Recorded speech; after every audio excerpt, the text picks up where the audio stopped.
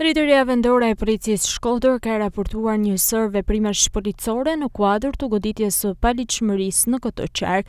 Specialistët për hetimin e krimeve ekonomiko-financiare vunë pranë nga shtetasin me inicialet BN, 43 vjeç, banues të fshatin Shelqet, pasi gjykata e posaçme apelit për korrupsionin dhe krimin e organizuar e ka dënuar me 6 vjet e 8 muaj burgim.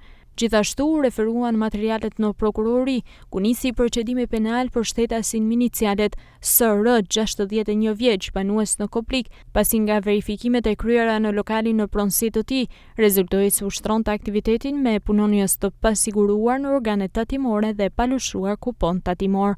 Specialistët e qarkullimit rrugor arrestuan shtetasin me inicialet KB, 26 vjeç, banues në Shkodër, pasi është konstatuar duke drejtuar automjetin në gjendje të dehur në sensin e kundërt të lëvizjes. Specialistët për hetimin e krimeve të Komisariatit të Policisë Shkodër referuan materialet në prokurori, ku nisi procedimi penal për shtetasit me inicialet MB, 26 vjeç, banues në fshatin Guci e Re, pasi dyshohet se i ka vjedhur motomjetin shtetasit me inicialet SM, 26 vjeç, në banesën e tij në Shkodër. U sekuestrua në cilësinë e provës materiale automjeti i shtetasit me inicialet MB, ndërkohë po punohet për gjetjen e motomjetit të vjedhur.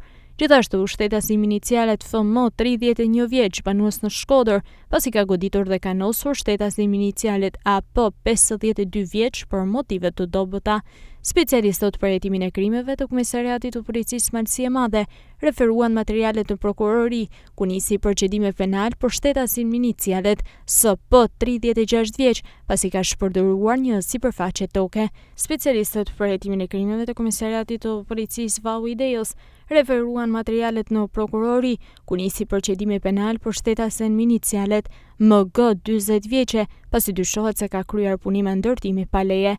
Materialet procedurale ju referuan prokurorisë pranë gjykatës së shkallës së parë të jurisdiksionit të përgjithshëm Shkodër për veprime të mëtejshme.